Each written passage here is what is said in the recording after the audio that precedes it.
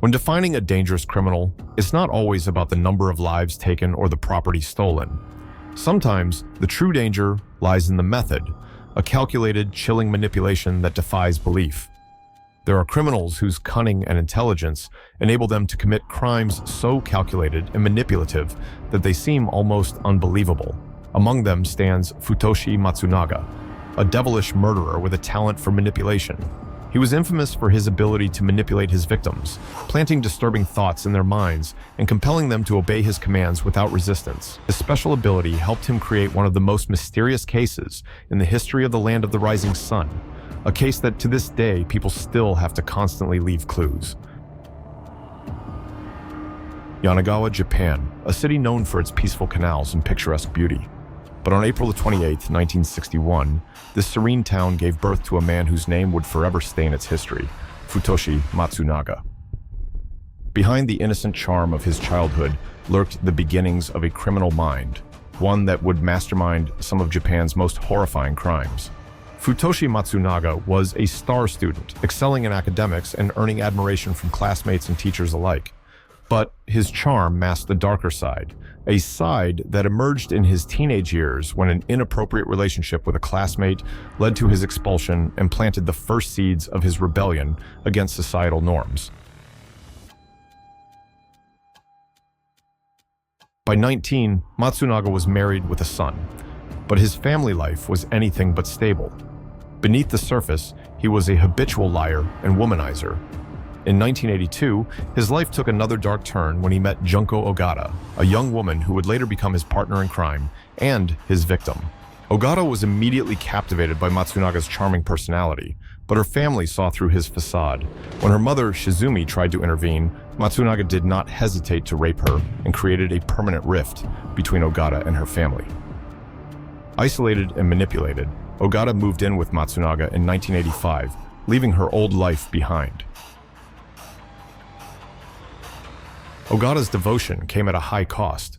Matsunaga controlled her every move, convincing her that her family despised her and that he was her only protector.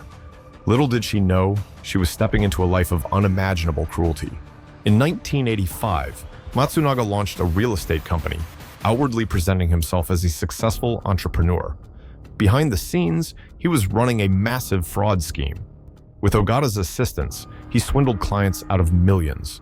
Employees who questioned him faced brutal retaliation, including being tortured with electric shocks. The authorities were closing in. By 1992, Matsunaga and Ogata fled, becoming fugitives. Their escape marked the beginning of a spree of crime so heinous, they would haunt Japan for decades.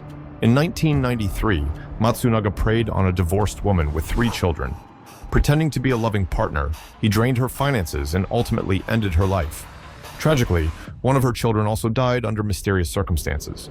While suspicions pointed to Matsunaga, police lacked the evidence to prosecute. Matsunaga didn't just kill, he reveled in control. In 1996, he lured a fugitive named Kumio Toraya into his home.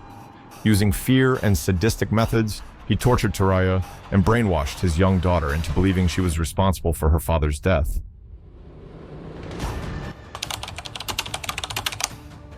In April 1997, Junko Ogata, desperate to escape her tormentor, made a bold decision. She didn't return home after work, choosing instead to vanish. But no one truly escapes Futoshi Matsunaga. With a single phone call, he began his reign of terror over her family. He threatened them relentlessly, using the past as a weapon, reminding Ogata's mother, Shizumi, of the horrifying assault he committed in 1985.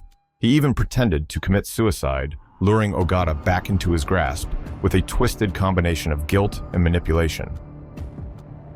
But her return wasn't enough for Matsunaga. He demanded 63 million yen from the Ogata family, money they scraped together in hopes of buying their freedom. It was futile. Matsunaga had no intention of letting them go. By now, Matsunaga had perfected his most horrifying skill, psychological domination. He didn't just control their actions, he stripped them of their humanity. And then, the slaughter began. On December the 21st, 1997, Matsunaga ordered Junko Ogata to electrocute her own father, Taka Shojam. The 61-year-old man died in agony, his own daughter turned executioner. But Matsunaga wasn't satisfied. He turned his attention to the mother, Shizumi. As her mental state deteriorated under the strain, Matsunaga exploited her vulnerability. On January 20th, 1998, he commanded Rieko, Ogata's younger sister, and Rieko's husband, Kazuya, to strangle Shizumi. Together, they carried out his orders, extinguishing her life. A few weeks later, Rieko became the next victim.